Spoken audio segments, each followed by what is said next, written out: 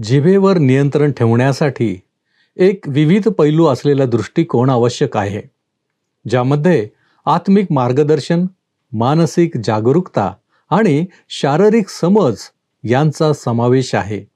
या पैलूंना एकत्रित करून कोणतीही व्यक्ती त्यांच्या बोलण्यावर आणि त्यांच्या शब्दांच्या प्रभावावर चांगले नियंत्रण मिळवू शकतात. काय आम्ही जिभेवर नियंत्रण ठेवतो?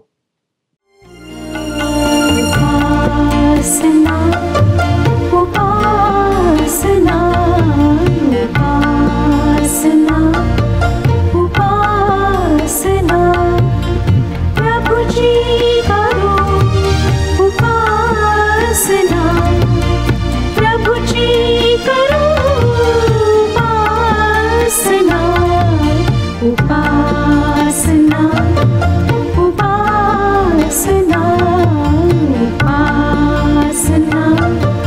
उपासना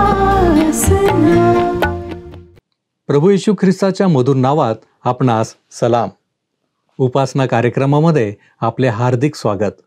प्रियांनो, कौटुंबिक सुसंवाद आणि प्रामाणिकपणा यासारख्या सद्गुणांशी संबंधित आजचे अध्ययन आहे.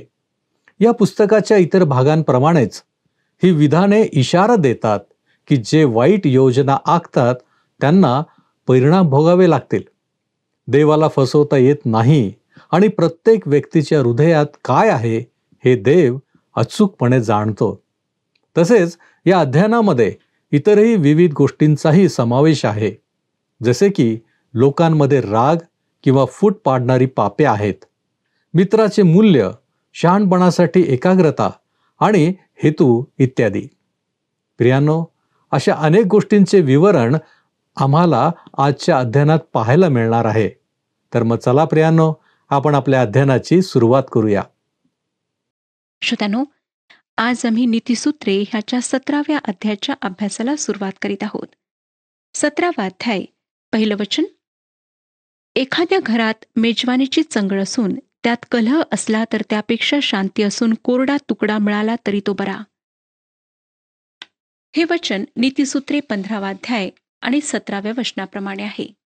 ते वचन आम्हाला सांगतं की पोसलेल्या बैलाची मेजवानी देऊन मनात द्वेष वागविणे यापेक्षा प्रेमाची भाजी भाकरी बरी. आपण नीतिसूत्रे 17वा अध्याय पहिलं वचन पंडिता रमाबाईच्या पवित्र शास्त्रातून वाचूया. ते अशा प्रकारे आहे. भांडणात सकट असलेल्या घरभर यज्ञांपेक्षा शांतीसहित कोरडा तुकडा चांगला आहे. या वचनात धार्मिक विधीचे चित्र आहे, पण त्यातून देवाचे कार्य मात्र दिसत नाही. एखाद्या मंडळीत पुष्कळ विधी किंवा कार्यक्रम असू शकतील, ते पुष्कळ सभा आयोजित करीत असतील, पण यातून अनेकदा गोंधळ व विफलताच जास्त दिसून येते. या संदर्भात मला आहाब व इस्बेल यांचा दरबार व एलिया संदेष्टा यांची आठवण येते. त्या काळात आहाबाच्या दरबारात पुष्कळ धार्मिक विधी इतर अनेक कार्यक्रमांसोबत पार पडत असत, पण त्यातले काही देवासंबंधी नसत. एलियाने हस्तक्षेप करून म्हटले की देव सांगेपर्यंत पाऊस पडणार नाही आणि तसे सांगण्याची सध्या तरी त्याची मर्जी नाही, असे म्हणून एलिया तेथून निघून गेला. तो तेथून फार दूर किर्यात या ठिकाणी झऱ्याकडे निघून गेला. तेथे तो देवाच्या सान्निध्यात बराच काळ राहिला. तेथे त्या वाळवंटाच्या शांततेत परमेश्वर त्याला हेच शिकवित होता की शांतीसहित कोरडा तुकडा अधिक चांगला आहे. परमेश्वराने मोशेला फारोच्या राजमहालातून बाहेर नेले. येथेही पुष्कळ कार्यक्रम व धार्मिक सभा होत. देवाने त्याला मिद्यानाच्या वाळवंटात नेले व त्याला तिथे शिकवले. मोशे व एलिया या दोघांनाही शांतीसह भाकरीचा कोरडा तुकडा मिळाला. खूप धावपळ व व्यस्तता यातून थोडा वेळ बाहेर येणे खूप आवश्यक असते.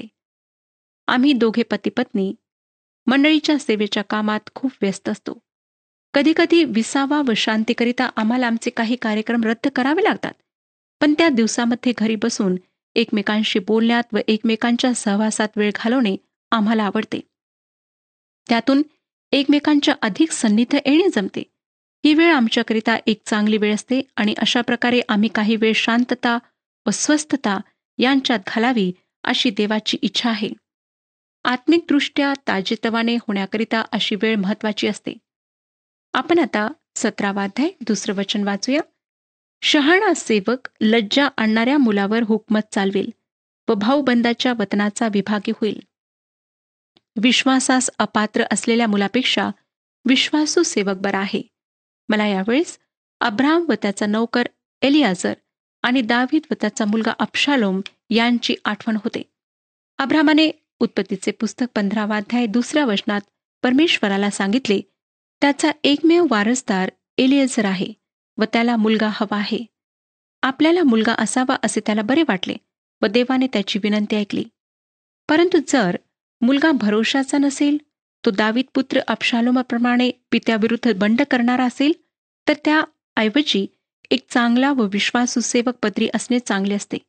दावीदाजवळ त्याला शेवटपर्यंत साथ देणारे अनेक विश्वासू सेवक होते. 17 अध्याय आणि 3 वचनात आपण वाचतो, रुपे मुशीत व सोने भट्टीत तावून पाहतात, पण परमेश्वर हृदय पारिखतो.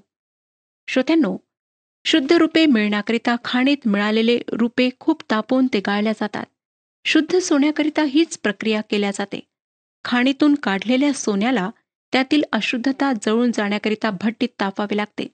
त्याचप्रमाणे परमेश्वर आपल्या सेवकाला कठीण प्रसंगाच्या भट्टीत टाकतो, जेणेकरून तो त्याच्यामध्ये चांगले काही तयार करू शकेल.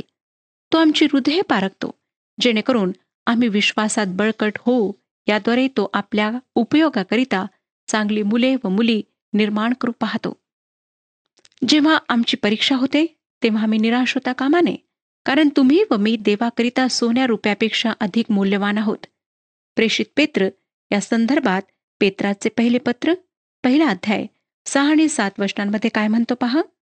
पेत्राचे पहिले पत्र 1 अध्याय 6 आणि 7 वचने, तुम्ही आता थोडा वेळपर्यंत जरूर पडेल तसे पुष्कळ परीक्षांमुळे दुःख सोशिले, पण तुम्ही त्या काळाविषयी आता उल्हास करिता.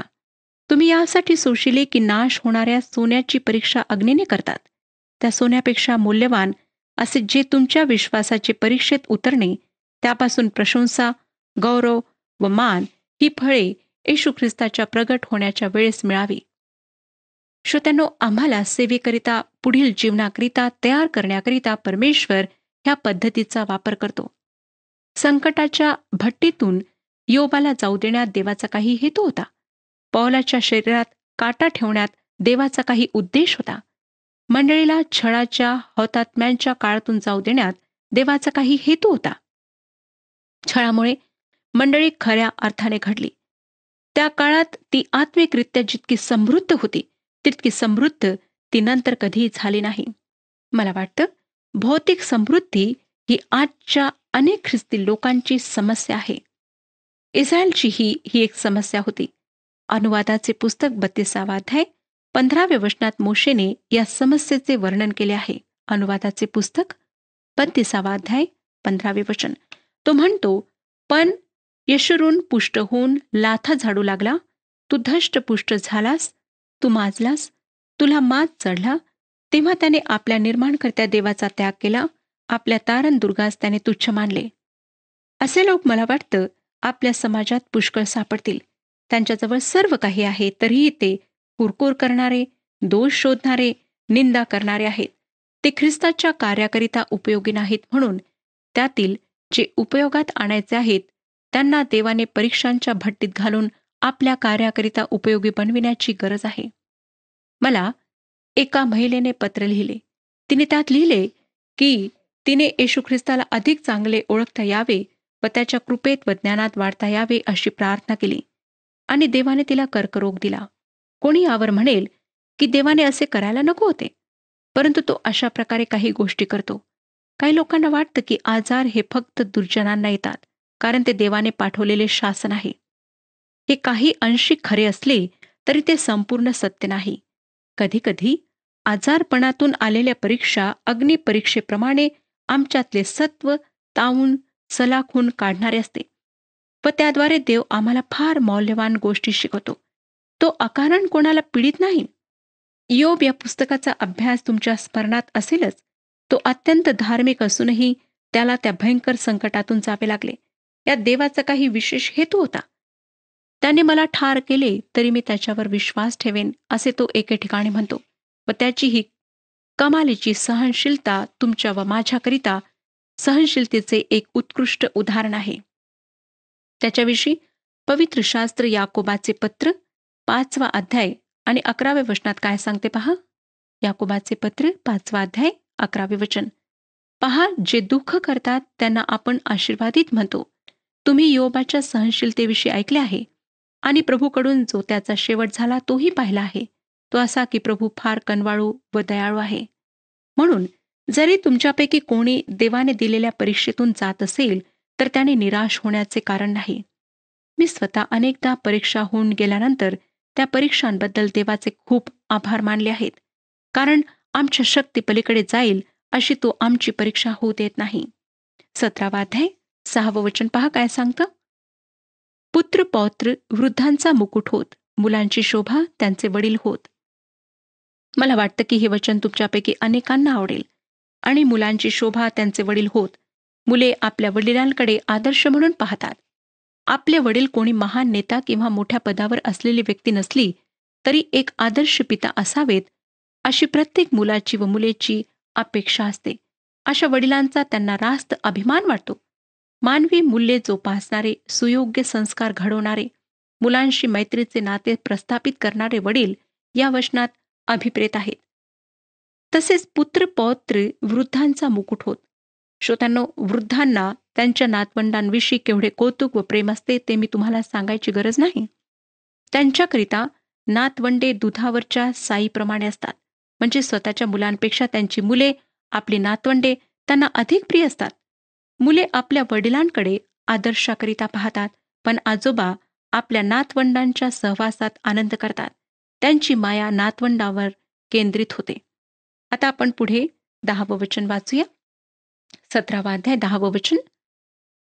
वाग्दंड समंजसाच्या मनावर ठसतो, तसे 100 फटके मूर्खाच्या मनावर ठसत नाहीत. कोणी असं म्हणतं की बिचाऱ्या अमुक अमुक व्यक्तीला पहा, ती देवाचा एक चांगला मुलगा आहे आणि त्याच्यावर केवढी संकटे आली. परमेश्वर त्याच्या लोकांना वाग्दंड करतो. ते कधीकधी त्यांच्यावर संकटे पाठवूनही करतो. कधी आजारपणही त्यात असते. अनेकदा देवाकडे वर पाहण्याकरिता देवाला आम्हाला बिछाण्यावर पाडावे लागते, म्हणजे त्यामुळे तरी आपली नजर वर त्याच्याकडे लागते. प्रिय श्रोत्यांनो, परमेश्वर सर्वोत्कृष्ट शास्ता व शिक्षक आहे. तो ज्याच्यावर प्रीती करतो त्याला शासन करतो. जर आम्ही समंजस असू तर आम्ही देवाचा वाग्दंड विसरणार नाही.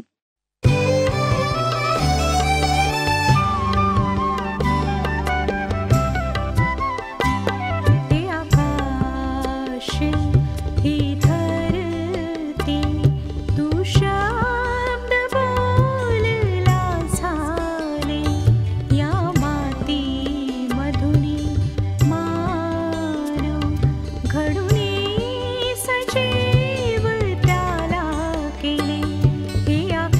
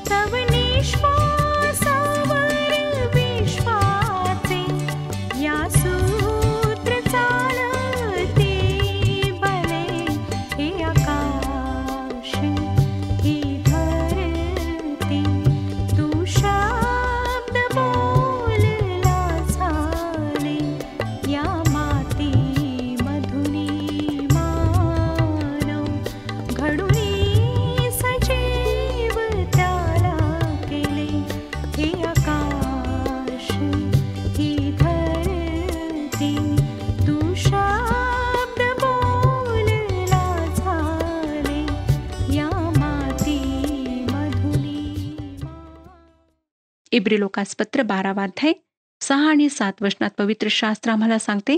इब्रिलोकासपत्र 12वा अध्याय 6 आणि 7 वचने.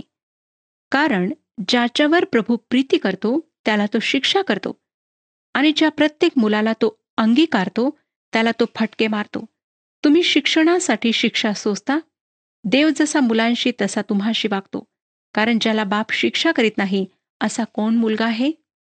प्रिय श्रोत्यानो, म्हणूनच आम्ही देवाच्या शिक्षेने खचू नये व तिला तुच्छही समजू नये असा बोध आम्हाला पवित्र शास्त्र करते. जर आम्ही देवाचा वाग्दंड समजून घेत नाही तर नीतिसूत्रातल्या या बोधवचनाप्रमाणे मूर्ख आहोत. ते आम्हाला सांगते की 100 फटके मूर्खाच्या मनावर ठसत नाहीत. देवाने अशा माणसाला भारी शिक्षा केली तरी तो बदलणार नाही. देवाचा द्वेष करणाऱ्या कोणाची भरभराट होताना तुम्ही पाहिली असेल. याचे कारण असे की अशा माणसाला देवाने काहीही केले तरी तो बदलत नाही. प्रभू येशूने एक दाखला सांगितला. तो एका श्रीमंत शेतकऱ्याचा आहे. त्याने आपली जुनी कोठारे पाडून धान्य साठविण्याकरिता नवीन व मोठी कोठारे बांधली. यात काही चुकीचे नाही, पण हा माणूस मूर्ख होता. तो मूर्ख यासाठी होता श्रोत्यानो की तो आपल्या भौतिक जीवनाकरिता धान्य साठवित होता, पण त्याने आपल्या आत्मिक जीवनाकरिता काही एक साठवले नव्हते. त्याला मी मूर्ख म्हणत नाही, तर प्रभू येशूनेच त्याला मूर्ख ठरवले आहे. देवाच्या शिक्षेने त्याच्यामध्ये काहीच बदल झाला नसता. भयंकर छळाच्या संकटाच्या काळात लोक प्रचंड त्रासातून व न्यायातून जातील. पण तुम्हाला असं वाटतं का की ते त्यामुळे देवाकडे वळतील? 100 फटके मूर्खाच्या मनावर ठसत नाहीत. यावरून मला एक गोष्ट पुन्हा सांगावीशी वाटते की आजकाल आमचे तुरुंगाविषयीचे तत्वज्ञान चुकीचे आहे. तुरुंग गुन्हेगारांचा विकास करून त्यांचे समाजात पुनर्वसन करण्याकरिता नाहीत, त्याकरिता दुसरे ठिकाण असते. परंतु तुरुंग ही शिक्षेची जागा आहे. ती शिस्त लावण्याची संस्था नाही. शिस्त आमच्या मुलांकरिता आहे, पण शिक्षा गुन्हेगारांकरिता आहे. वाचूया श्रोत्यांनो 16वं वचन, 17वा अध्याय 16वे वचन.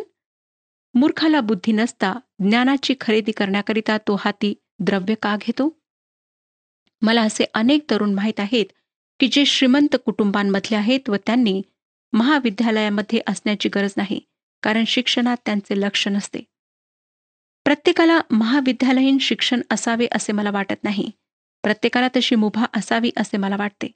पण तरुणांना महाविद्यालयात जाण्याची सक्ती असू नये. अनेक तरुणांजवळ शिक्षण घेण्याची क्षमता नसते, त्यांची तशी इच्छाही नसते आणि केवळ हातात भरपूर पैसा असतो म्हणून ते महाविद्यालयात जातात. असे तरुण शिक्षण घेण्याऐवजी भलतेच उद्योग करण्यात दंग असतात. मला हे म्हणायचे आहे की महाविद्यालयीन सर्वांकरिता खुले असावे, पण ते सर्वांकरिता सक्तीचे असू नये. 17वा अध्याय आणि 17वं वचन पहा. मित्र सर्व प्रसंगी प्रेम करीतो आणि विपत्कालासाठी तो बंधू म्हणून निर्माण झालेला असतो. या वचनावरून दाविदाचा मित्र योनाथन याची मला आठवण येते. दावीद शौलाच्या दरबारात वीणा वाजवत असे तेव्हा आणि नंतर शौलापासून पळून जाऊन विविध ठिकाणी आश्रय घेत असतानाही योनाथानाने दाविदावर प्रेम केले. तुम्हाला माहीतच आहे की योनाथन शौलाचा मुलगा व राज्याचा वारस होता, तरीही तो दाविदावर प्रीती करीत असे. श्रोत्यानो, असा मित्र असणे चांगली गोष्ट आहे. एखादा मित्र जर सर्व प्रसंगी तुमच्यावर प्रीती करीत नसेल तर तो तुमचा मित्र नाही.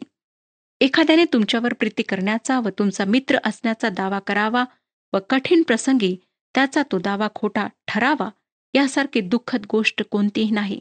तो येशूचा विश्वासघात करणाऱ्या यहुदा इस्करियोती किंवा अबशालोमाप्रमाणे आहे. आता 21वे वचन पहा काय सांगते. मूर्खाला जन्म देतो तो दुःखाची जोड करीतो, मूर्खाच्या बापाला आनंद नाही. नीतिसूत्रामध्ये ही गोष्ट वारंवार सांगण्यात आली आहे. जो मुलगा आपल्या जीवनात यशस्वी असतो त्याच्याविषयी बोलायला त्याच्या बापाला आवडते, पण जो अपयशी असतो त्याच्याविषयी त्याचा बाप शांत राहतो. 22वं वचन. आनंदी हृदय हे उत्कृष्ट औषध होय, खिन्न हृदय हाडे शुष्क करीते. आज अनेक लोकांना खिन्न हृदयाचा आजार आहे. त्यांना हृदयविकार नाही, तर खिन्न हृदयाचा आजार आहे. त्यांच्याजवळ आनंद नाही. त्यांच्याजवळ सर्व काही असते, पण खरा आनंद नसतो. प्रिय श्रोत्यानो, आम्ही आनंदी असावे अशी देवाची इच्छा आहे. आमच्या मंडळीतली सहभागिता, उत्साह व आनंदाची, चांगली, स्तुतीची असायला हवी. जर आम्हाला प्रभूचा आनंदच मिळाला नसेल तर आमची हृदये सर्वदा खिन्न राहतील. प्रभूचा आनंद प्रभू येशूला अंतःकरणात घेतल्याशिवाय, त्याला आमच्या हृदयाचा, जीवनाचा प्रभू केल्याशिवाय कोणालाही मिळत नाही. काय तुमच्याजवळ त्याचा अवर्णनीय आनंद आहे? या पुस्तकात वारंवार देवभिरू व दुष्ट लोक यांच्यातला फरक स्पष्ट केलेला आहे. त्यापैकी एक वचन आपण वाचूया. 17 अध्याय 23 वचन. न्याय मार्ग विपरीत करण्यासाठी दुर्जन आपल्या उरानजीक ठेविलेली लाज काढून देतो. दुर्जनांना दुष्ट कामे करण्याकरिता कोणतीही गोष्ट करण्यात लाज वाटत नाही. लाच देण्याचे वेगवेगळे प्रकार आहेत आणि लाचलुचपतीचे प्रमाण आजकाल खूपच वाढले आहे. नंतर पुढची वचने वाचूया. 24 ते 28 वचने. जो समंजस असतो त्याच्या डोळ्यासमोर ज्ञान असते, पण मूर्खाचे डोळे पृथ्वीच्या शेवटाकडे असतात. मूर्ख मुलगा आपल्या बापाला दुःख देतो आणि आपल्या जन्मदात्रीला क्लेश देतो. धार्मिकास दंड करणे व सरदारास त्यांच्या सरळतेस्तव ताडण करणे योग्य नाही. जो मित भाषण करीतो त्याच्या अंगी शहाणपण असते. ज्याची वृत्ती शांत तो समंजस असतो. मौन धारण करणाऱ्या मूर्खालाही शहाणा समजतात. श्रोत्यानो, ही वचने आजच्या आमच्या समाजात, आमच्या कुटुंबांमध्ये आम्हाला अगदी स्पष्टपणे आढळतात. जो पुत्र आपल्या जन्मदात्रीला क्लेश देतो तो खरोखर परमेश्वराला सुद्धा दुःख पोहोचवतो. आणि अनेक कुटुंबांमध्ये अशी लेकरे आहेत की जे आपल्या आईवडिलांना दुःख देतात. 28 वचन जे आताच आपण वाचलं की मौन धारण करणाऱ्या मूर्खालाही शहाणा समजतात. तो ओठ मिटून धरितो तेव्हा त्याला समंजस मानितात. या मजेशीर बोधवचनावरून एक गोष्ट आम्हाला समजते की योग्य वेळेला तोंड बंद ठेवण्याचे प्रतिफळ चांगले आहे. श्रोत्यांनो, आम्हाला आमच्या जिभेवर, आमच्या ओठांवर ताबा ठेवायचा आहे. पुष्कळदा आम्ही अशा काही गोष्टी बोलून जातो ज्या बोलण्याची आवश्यकता नसते आणि त्या बोलण्यामुळे आमचं तर नुकसान होतंच, परंतु ज्या व्यक्तीविषयी आम्ही त्या गोष्टी बोलतो त्या व्यक्तीला सुद्धा हानी पोहोचते. माझ्या जीवनामध्ये मी पुष्कळदा अनुभव घेतलेला आहे की अनेक लोक आमच्याविषयी अशा खोट्या गोष्टी बोलतात ज्या कधीच आमच्या जीवनात घडलेल्या नसतात आणि अशा बोलण्यामुळे अनेकांचे चरित्र, अनेकांची साक्ष अगदी धरातळाला पोहोचते. म्हणून श्रोत्यांनो, लक्षात घ्या की तुम्ही काय बोलता, कशा प्रकारे बोलता, कोणाविषयी बोलता, त्या गोष्टी सत्य आहेत किंवा नाहीत, किंवा तुम्ही कोणाकडून ऐकलेल्या आहेत. बरेचदा आम्ही लोकांकडून ऐकतो आणि तीच गोष्ट दुसऱ्यांजवळ जाऊन सांगतो आणि त्याच्यामुळे काय होतं की एखाद्या व्यक्तीविषयी अशा गोष्टी पसरतात ज्या खऱ्या नसतात आणि लोक त्या गोष्टींवर विश्वास ठेवून त्या व्यक्तीविषयी गैरसमज करून घेतात. म्हणून आज जर तुम्हाला अधिक बोलण्याची सवय आहे, आपण नाही त्या गोष्टी बोलण्यामध्ये रुची ठेवता, तर गंभीरपणे विचार करा. मला माहीत आहे श्रोत्यांनो की ही सवय लवकर जाण्यासारखी नाही, परंतु परमेश्वर जर आमची मदत करतो तर आम्ही त्यावर अवश्य विजय मिळवू. नाहकच बोलणी करू नका, लोकांशी बोलू नका ज्याच्याद्वारे तुमचा काहीच फायदा नाही, इतरांचाही काहीच फायदा नाही.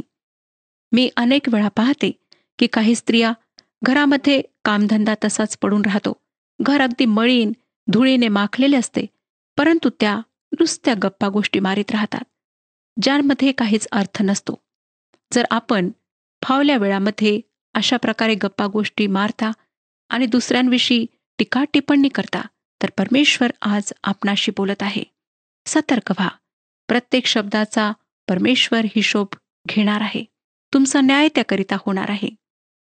जर तुम्हाला दुसऱ्यांविषयी बोलण्याची सवय आहे, तर ज्या वेळेला असे विचार येतात आणि ज्या वेळेला तुम्हाला असं वाटतं की आता बोलावं, तेव्हा प्रार्थना करा. प्रभूला म्हणा की प्रभू, तू मला नियंत्रण शक्ती दे. माझ्या जिभेला तू आवर, माझ्या ओठांना तू आवर, जेणेकरून माझ्या मुखाच्याद्वारे योग्य त्याच गोष्टी बाहेर निघाव्यात. परमेश्वर ह्या विषयात आपले मार्गदर्शन करो आणि आपणा सर्वांना आशीर्वाद देऊ.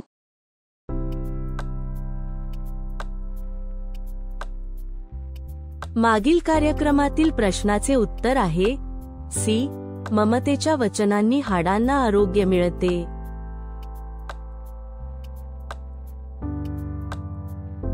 आजचा प्रश्न: आजच्या अध्ययनात उल्लेख केलेला दाविदाचा मित्र कोण? ए. योनाथान, बी. योहान, सी. योसेफ, डी. याकोब.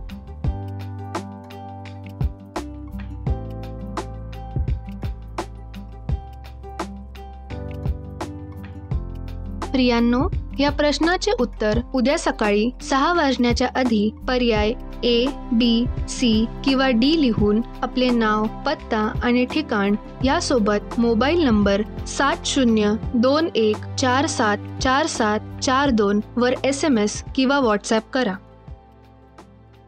प्रियांनो, आजच्या अध्ययनात आम्ही शांती, बुद्धी आणि नैतिक सचोटी यांचे महत्त्व जाणले आहे.